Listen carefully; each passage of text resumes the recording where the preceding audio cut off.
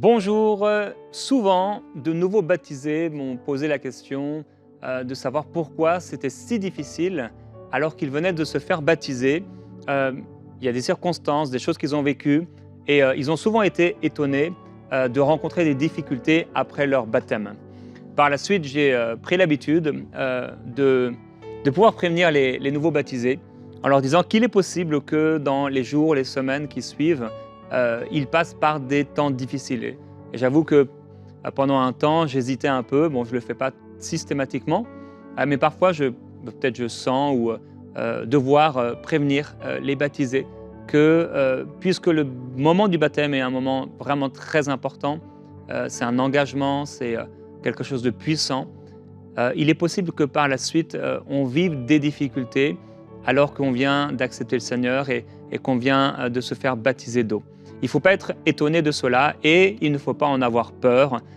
C'est comme un test, une épreuve qui est là devant nous et je veux vous encourager par cette émission à tenir ferme, à rester fidèle au Seigneur Jésus-Christ parce qu'il est au contrôle et il est important pour nous, pour vous, que vous puissiez inviter le Seigneur Jésus-Christ à régner dans votre situation parce qu'il vous prend par la main.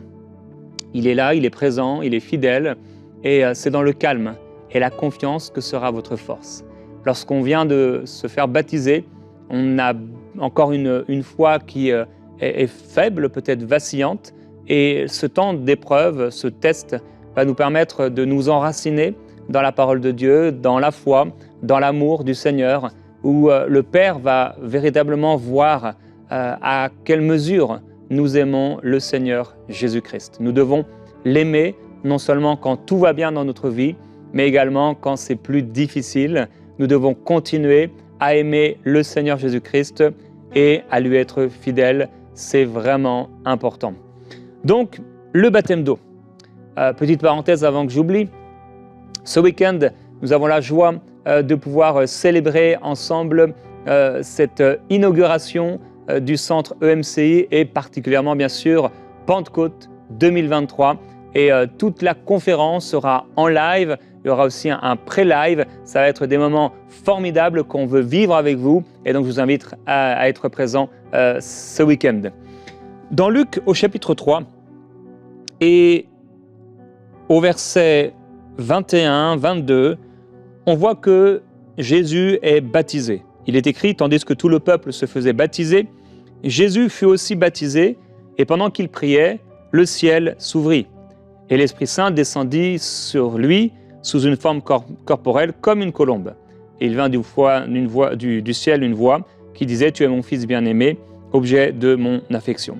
Alors, bon, c'est un baptême de puissance pour le Seigneur Jésus-Christ, et d'ailleurs, je crois, et nous croyons dans notre Église, que le baptême, ce n'est pas simplement une illustration ou un symbole de ce qui s'est passé à notre nouvelle naissance, mais que c'est vraiment une puissance, c'est un moment de puissance où d'ailleurs, souvent, le Seigneur va libérer des personnes qui avaient encore des restes. Le Seigneur peut aussi guérir des personnes, le Seigneur peut remplir du Saint-Esprit au moment du baptême et on doit aspirer en tant que leader spirituel à ce que les baptêmes d'eau soient des baptêmes de puissance. Pas seulement plonger la personne et c'est un peu comme la Sainte Seine, vous savez, certaines églises vont prendre la Sainte Seine simplement en se remémorant la mort du Seigneur Jésus-Christ et c'est bien, mais la Sainte Seine est plus que cela. La Sainte Seine, c'est une coupe de bénédiction, c'est un moment de puissance où des personnes peuvent être guéries, peuvent être touchées par la puissance de Dieu et il en sera fait selon notre foi. Il est important de croire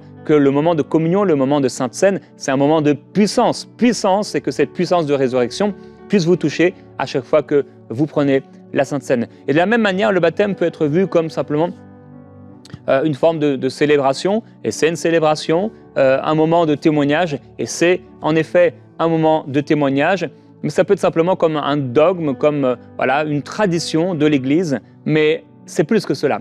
Le baptême, c'est un moment de puissance. C'est un moment où vraiment, devant tout ce qui existe, les hommes, les gens, donc, le royaume de Dieu, mais également le royaume satanique, une personne, homme ou femme, vient déclarer que maintenant, elle appartient à Jésus-Christ, elle est à lui, elle est passée des ténèbres à la lumière, et plusieurs personnes d'ailleurs dans les baptêmes dans l'Église avec un grand E, dans le monde, eh bien, naissent de nouveau au moment du baptême. Ils se sont engagés, ils ont une conviction de suivre le Seigneur Jésus-Christ, ils croient vraiment dans le Seigneur Jésus. Et au moment du baptême, eh bien, pour plusieurs, c'est le moment de leur nouvelle naissance.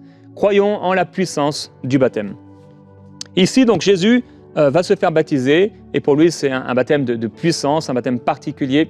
Jean-Baptiste va voir en effet l'Esprit de Dieu descendre sur lui de manière particulière, même le Père va parler dans le ciel, et je crois qu'il y a une fête dans le ciel quand nous recevons le Seigneur Jésus-Christ. Il y a une fête également dans le ciel lorsque nous nous baptisons d'eau, et comme je l'ai dit, certains, ce sera le moment de leur nouvelle naissance, et ça produit une fête dans le ciel. Les moments de témoignage sont toujours des moments formidables qui peuvent également donc amener d'autres personnes à entendre parler du Seigneur Jésus-Christ et à se tourner vers lui. Jésus se fait baptiser et aussitôt, au verset 1 du chapitre 4, il est écrit « Jésus, rempli d'Esprit Saint, revint du Jourdain et fut conduit par l'Esprit dans le désert où il fut tenté par le diable pendant 40 jours. » Voilà qui est étonnant. Le Seigneur Jésus-Christ vient de se faire baptiser d'eau, non que lui en avait besoin, mais il nous a montré le chemin à suivre. Il fallait le faire tout ce qui était juste, on en a parlé il y a quelques jours. Et il est envoyé, conduit, dirigé par le Saint-Esprit dans le désert. Et dans ce désert, nous savons qu'il va être tenté par le diable pendant 40 jours. Et comme je l'ai partagé, beaucoup de personnes ont été surprises, peut-être parce qu'elles n'ont pas été bien préparées, peut-être parce qu'elles n'ont pas bien compris encore l'Évangile et tout ce que comporte la foi dans le Seigneur Jésus-Christ. Ce qui fait que s'il arrive une circonstance difficile, eh bien, les personnes peuvent être surprises de ce qui peut leur arriver dans les jours qui vont suivre leur engagement avec le Seigneur Jésus-Christ. Alors, c'est peut-être vous aujourd'hui ou ça a peut-être été vous hier et vous avez été surpris parce que là, le ciel était devenu tout bleu, le soleil vous a éclairé, c'est comme si tout avait changé dans votre vie à partir du moment où vous avez fait cet engagement, pris cet engagement et que vous êtes fait baptiser d'eau. Et là, dans les jours qui suivent, boum, boum, boum, il y a des choses qui vous tombent dessus. Ça peut être familial, ça peut être économique, ça peut être relationnel, ça peut être au niveau du travail, ça peut être dans une relation amoureuse. Eh bien, vous ne comprenez pas, mais c'est comme si toutes les circonstances s'étaient accordées pour vous faire du mal. Et en fait, vous êtes secoué, vraiment secoué, shaké, comme on pourrait dire. Et en fait, comme dans un shaker, en effet, là, ou comme dans une casserole d'eau bouillante, et vous ne comprenez pas pourquoi il vous arrive ce qui vous arrive. Et le but satanique derrière tout ça, puisque souvent ça va avoir vraiment une source satanique, c'est d'empêcher les personnes d'avancer avec le Seigneur, d'être entre guillemets déçus ou d'être dans une telle incompréhension que ces personnes vont abandonner l'Église, les réunions, et le but principal, le but visé, c'est que ces personnes abandonnent leur foi dans le Seigneur Jésus-Christ. Si les personnes, on leur enseigne que venir au Seigneur Jésus, on va empêcher tous les problèmes, venir au Seigneur Jésus, tu n'auras plus aucun problème dans ta vie. Et si on leur a annoncé ce genre d'évangile et que ces personnes viennent au Seigneur Jésus-Christ et qu'il leur arrive des difficultés, eh bien, elles peuvent être vraiment dans l'incompréhension. Mais qu'est-ce qui m'arrive ? Qu'est-ce que j'ai fait ? Je ne comprends pas, je viens d'accepter le Seigneur Jésus-Christ et regarde ce qui m'arrive. Et on a souvent entendu ça. Et si vous êtes une personne d'église, un homme, une femme d'église, vous l'avez entendu, vous aussi, cette incompréhension, cette surprise par rapport aux événements qui peuvent arriver alors qu'on vient d'accepter le Seigneur Jésus-Christ. Jésus a été conduit dans le désert pendant 40 jours pour un temps de tentation, d'épreuve, de test. Après le baptême, souvent, nous passons par une saison qui est une saison importante où nos fondations vont être éprouvées. Afin que l'épreuve de notre foi nous amène à pouvoir entrer dans ce que le Seigneur a prévu pour nous. Dieu a prévu des choses pour nous et c'est comme si dans le baptême et à la suite de notre baptême, ça va être un test de savoir est-ce qu'on va tenir ferme. Et en fait, celui qui autrefois était notre maître, celui qui était notre Dieu, le Dieu de ce siècle, que nous avons abandonné, que nous avons rejeté, nous avons renoncé à ses plans, nous avons renoncé à sa seigneurie, entre guillemets, nous sommes passés par la grâce de Dieu des ténèbres à son admirable lumière, à la lumière de Christ. Il veut nous ramener en arrière, il veut nous ramener à notre vomi, il veut et il va essayer de tout faire pour que on revienne en arrière, qu'on soit assez déstabilisé pour remettre en doute l'amour de Dieu pour nous, même la divinité du Seigneur, l'autorité de Dieu, etc., la parole de Dieu. Et s'il réussit, eh bien sûr, il a, entre guillemets, amené une âme à tomber et à s'éloigner du Seigneur. Il a fortifié son royaume. Ce n'est pas, bien sûr, la volonté de Dieu. Le Seigneur Jésus-Christ est là et il veut te prendre par la main afin que tu puisses passer par cette épreuve et ce temps qui est peut-être un temps difficile. On vient d'entrer sur le chemin étroit et resserré qui mène à la vie. Alors, ça va vraiment nous demander d'aller creuser dans la présence du Seigneur. C'est comme un peu, vous vous souvenez, vous avez entendu parler de cela, par exemple pendant la Première Guerre ou la Deuxième Guerre mondiale, particulièrement peut-être la première, il y avait beaucoup de jeunes hommes qu'on appelait à la guerre et j'ai vu d'ailleurs un film dernièrement comme cela, je voyais un jeune avec ses amis, donc ils étaient appelés à la guerre, ils étaient tellement heureux, comme si, vous savez, on les avait invités dans une fête foraine, et ils étaient très contents, et waouh, ça allait être génial, ils étaient hyper contents d'avoir un fusil, d'avoir des beaux habits, etc. Et une fois arrivés sur le champ de bataille, ça a été une catastrophe, ça a été terrible, ça a été l'effroi, le choc, un traumatisme pour, entre autres, ce jeune homme-là dans le film, de voir bien le sang, les morts, les membres arrachés, l'horreur de la guerre, la haine humaine et satanique, donc, horrible, vraiment. Et c'est ce qui peut arriver, c'est cette surprise. J'ai accepté le Seigneur Jésus-Christ, tout va bien aller maintenant dans ma vie, c'est formidable, je vais être l'homme le plus heureux sur terre. Oui, c'est vrai. Le royaume de Dieu, c'est la joie et ça nous appartient, c'est la paix et ça nous appartient, c'est la justice et ça nous appartient. Mais il y en a un, comme on dit, qu'il va essayer de faire en sorte qu'on revienne en arrière. Mais il est vaincu, c'est un ennemi vaincu et il va falloir donc creuser, mon frère, ma sœur, dans ta relation avec le Seigneur, dans ton intimité avec Dieu. Donc ne pas aller comme ces jeunes soldats sur le champ de bataille et la fleur au fusil, comme on dit, et se dire « Waouh, non, ça va être génial !» Non, j'ai besoin du Seigneur. J'ai besoin du Seigneur. J'ai besoin de prière. J'ai besoin de méditer la parole. J'ai besoin même peut-être qu'on prie pour moi. J'ai besoin d'aller à l'église. J'ai besoin des frères. J'ai besoin de la communion fraternelle. J'ai besoin de révélation. J'ai besoin de nourriture. J'ai besoin de manger la parole. J'ai besoin que le Seigneur me parle. J'ai besoin d'avancer. J'ai besoin d'instruction. J'ai besoin de connaissances. J'ai besoin de grandir. En effet, on a besoin de grandir. Et j'ai été étonné ces derniers mois de voir que quelques personnes qui venaient de rencontrer le Seigneur étaient orgueilleuses, spirituellement. Vous savez, c'est plus facile de tomber dans un orgueil spirituel avec la connaissance qui enfle, etc.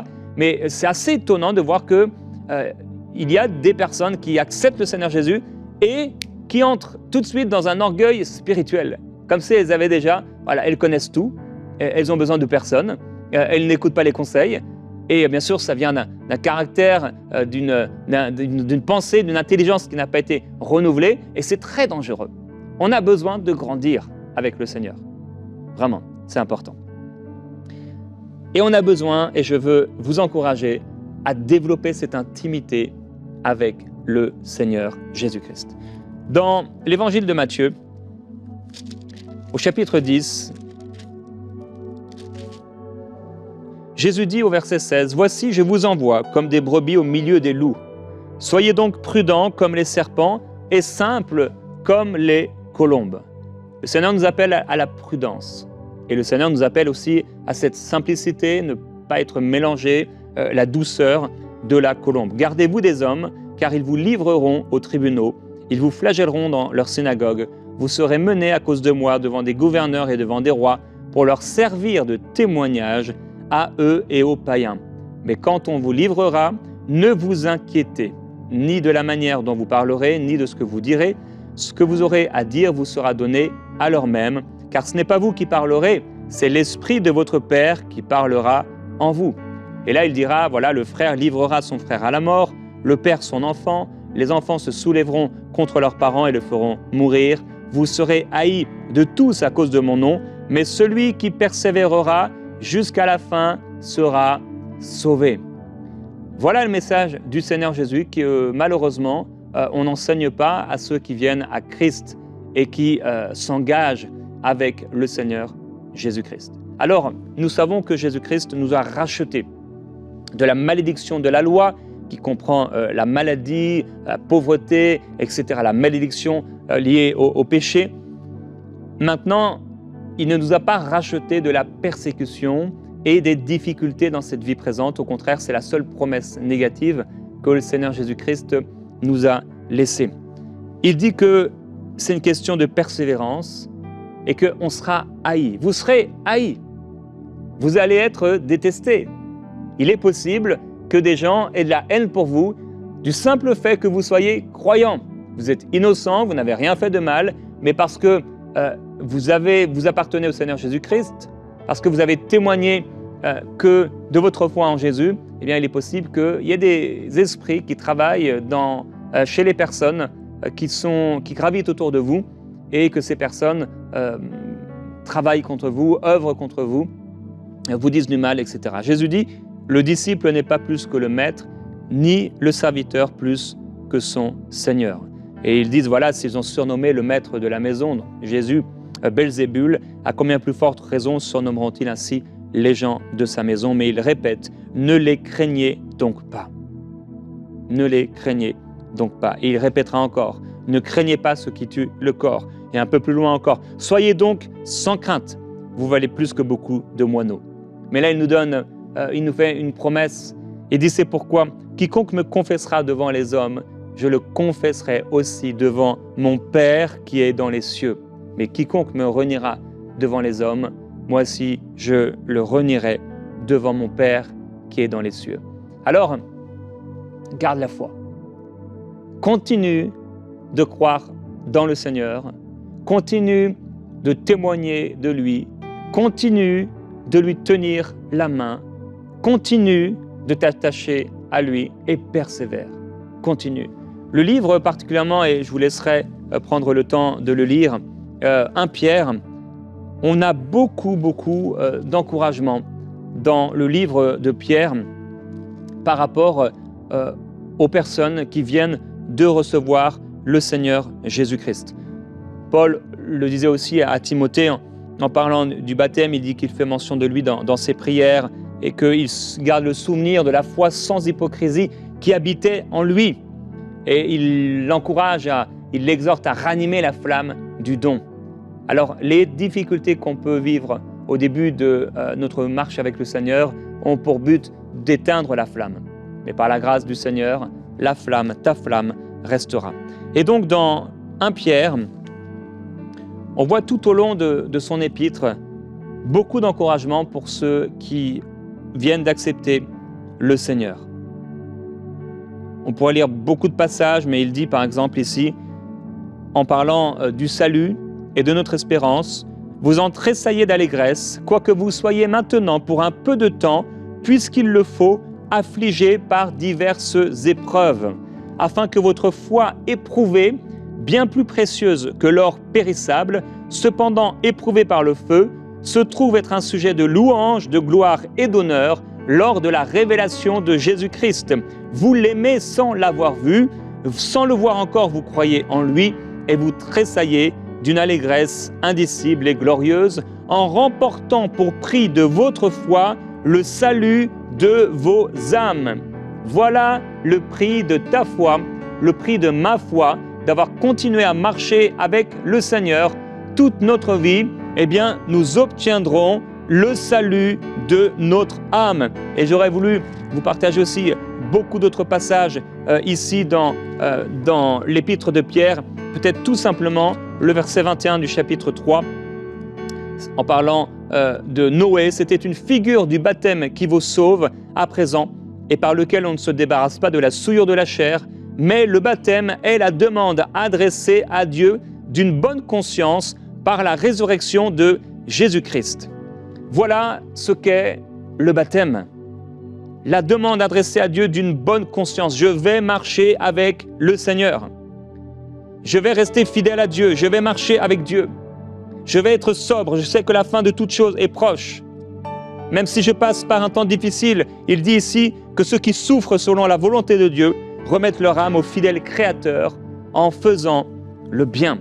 Alors, tout ne sera peut-être pas facile, mais le Seigneur est avec toi et j'aimerais t'encourager aujourd'hui par la prière et prier pour toi, prier pour vous si vous passez par un moment difficile. Je veux prier que le Seigneur vous fortifie dans ce temps de prière, que vous ne soyez pas découragés, l'âme lassée et fatiguée au point d'abandonner, car non, tu n'abandonneras pas et le Seigneur va fortifier ta foi à travers cette saison, à travers ce temps d'épreuve, et il relèvera ta tête, tu seras fortifié et relevé, et tu te réjouiras dans le Seigneur. Père, je veux te remercier et te glorifier pour ces personnes qui m'écoutent maintenant. Certaines d'entre elles sont baptisées depuis longtemps. Pour d'autres, c'est quelque chose, c'est un acte, un engagement qu'elles viennent de prendre il y a peu de temps. D'autres encore vont se faire baptiser bientôt.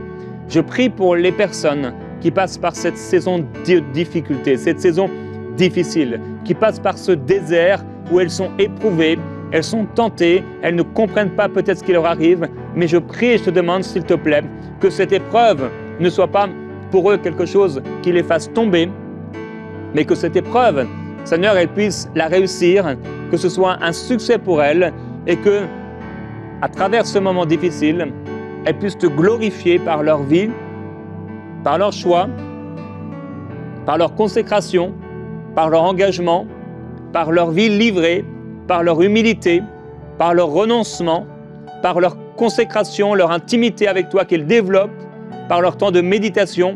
Père, je prie que toutes ces choses se développent en elles, afin que dans 10 ans, dans 20 ans, dans 30 ans, dans 50 ans, elles puissent encore marcher avec toi fidèlement, parce que Seigneur, tu as promis de nous donner une récompense. Cette récompense, c'est le salut que tu nous as réservé, c'est la couronne de justice que tu nous as réservée, et nous voulons te glorifier et te remercier parce que tu es présent, tu es fidèle, même dans les temps durs, tu es là. Même quand on ne te voit pas, tu es là. Même quand on ne te ressent pas, tu es là. Même quand on dit du mal de nous, tu es là. Même quand les gens se lèvent, se liguent contre nous, tu es là. Même quand on peut traverser des manques et des difficultés, tu es là. Même dans l'incompréhension, tu es là. Tu es là en tout temps, tu es fidèle. Seigneur Jésus-Christ, merci pour ta fidélité à notre égard. Merci parce que tu nous as montré le chemin. Tu t'es fait baptiser pour nous montrer le modèle, le chemin à suivre et notre engagement par le baptême. Seigneur, nous voulons dire que c'est toi que nous suivons. Et s'il faut te suivre dans le désert, nous te suivrons dans le désert en croyant que tu as vaincu l'ennemi de nos âmes et que tu as fait de nous des plus que vainqueurs. Mais cette réalité spirituelle, Seigneur, nous désirons qu'elle soit une réalité naturelle, que nous puissions le vivre, que nous puissions devenir des lettres vivantes et que les paroles des Écritures deviennent nos propres paroles, notre propre vie, notre propre témoignage, que la puissance qui était chez les apôtres, que la puissance qui était dans la vie de l'apôtre Paul, Seigneur, que cette même puissance soit notre puissance, soit notre témoignage, soit notre expérience, soit notre vécu. Père, je prie, c'est pourquoi oui, je prie pour mes frères et mes sœurs, qu'ils soient fortifiés dans leur être intérieur, que ton esprit, Seigneur, la connaissance, la sagesse, les révélations, la foi se développent en eux et qu'ils tiennent ferme. Je prie, Père Céleste, que le diable ne les touche pas, que le diable ne puisse les faire tomber, mais que, Seigneur, ils restent dans tes mains, qu'ils restent sous tes ailes de protection, sous tes ailes, Seigneur, de garde, sous tes ailes qui sont un refuge, un bouclier, une forteresse. Père, merci pour ta présence dans leur vie. Seigneur, tu cherches des hommes et des femmes qui tiennent ferme dans ta parole, qui tiennent ferme sur ta parole. Et je prie, Père, pour que cette foi se développe en eux. Merveilleux Jésus-Christ, je veux te glorifier et te remercier. Alléluia, gloire à Jésus-Christ. Que la puissance du Seigneur soit sur toi. Que la révélation de Jésus-Christ te soit donnée. Et que tous les mensonges que tu as pu accepter, entendre dans tes pensées, qu'ils tombent dans le nom de Jésus-Christ. Seigneur, merci. Je te demande, s'il te plaît, Seigneur, d'ôter le voile qui est venu assombrir la pensée de plusieurs personnes. Que cette oppression spirituelle quitte ta vie au nom de Jésus. Que cette oppression, que ces voix qui venaient pour te ramener en arrière, quittent ta vie dans le nom du Seigneur. Tu ne retourneras pas à ton vomi, non. Tu marcheras avec le Seigneur Jésus-Christ. Tu vas tenir ferme. Tu vas tenir bon. Tu vas aller jusqu'au bout. Même si c'est difficile, tu vas aller jusqu'au bout. Parce que les temps présents, les moments difficiles qu'on peut vivre, les souffrances du temps présent ne sont rien comparées à la gloire à venir. Tu tiendras ferme, ça ne vaut pas le coup d'arrêter. Ça ne vaut pas le coup de fléchir, ça ne vaut pas le coup de tomber. Ça ne vaut pas le coup de prendre un raccourci, ça ne vaut pas le coup de retourner sur le chemin large qui mène à la perdition. Non, tu vas rester fidèle au Seigneur. Par la grâce du Seigneur, par la grâce de Dieu. Père, je prie qu'il reste fidèle. Je prie qu'elle reste fidèle. Seigneur, peut-être elle a envie de goûter au péché. Peut-être qu'elle a envie de retomber. Elle veut prendre un raccourci. Mais Seigneur, tu dis non, pas de raccourci. Père, je prie qu'elle tienne ferme. Pas de raccourci, pas de compromis. Seigneur, merci. Pas de compromis. Qu'il n'y ait pas de compromis. Qu'il n'y ait pas de solution de facilité. Au nom de Jésus. Seigneur, merci. Je veux te glorifier et te remercier. Et Père, je prie que ce moment soit un moment où, lorsqu'ils vont méditer ta parole, ils reçoivent beaucoup de révélations, beaucoup d'instructions, beaucoup de paroles particulières qui les concernent. Que cela bâtisse leur foi et que demain, ils deviennent une source de bénédiction pour un grand nombre. Je prie cela pour vous dans le nom du Seigneur Jésus-Christ, alors que vous allez méditer la parole de Dieu, que vous allez vous pencher sur les Écritures, dans les Écritures, que vous trouviez des instructions pour votre vie future. Le Seigneur va vous parler concernant les choses qui viennent. Vous allez recevoir des instructions et un appel comme une voix qui vous appelle à travers les Écritures pour demain. Écrivez cela, écrivez ces choses. Ce que vous allez recevoir, écrivez cela comme un fondement, comme une promesse que le Seigneur vous donne afin de rester fidèle et attaché au Seigneur Jésus-Christ. Restez attaché, restez fidèle aux réunions de votre église locale, que vous puissiez trouver une église. Vous ne pouvez pas vivre sans église. Vous avez besoin de trouver une église et aussi que vous puissiez mettre votre vie en règle. S'il y a des choses que le Seigneur pointe dans votre vie, elles doivent être réglées. Ces choses sont importantes. On ne peut pas faire comme si ces choses n'étaient pas importantes. Vous ne pouvez pas vivre en concubinage. Vous ne pouvez pas avoir des relations sexuelles si vous n'êtes pas marié. Vous ne pouvez pas tomber dans l'ivresse, dans la drogue. Ce sont des choses et des exemples que je vous donne de choses que vous ne pouvez pas faire parce que ce n'est pas bon pour vous. Alors que vous puissiez prendre aussi des décisions parce que parfois ce n'est pas l'œuvre satanique, mais simplement l'œuvre de la chair. Sanctifiez-vous et par la grâce de Dieu, il vous sanctifiera. On va continuer sur un peu le même sujet demain dans Pré-Inspiré. Je vous encourage donc à me retrouver demain dans Pré-Inspiré.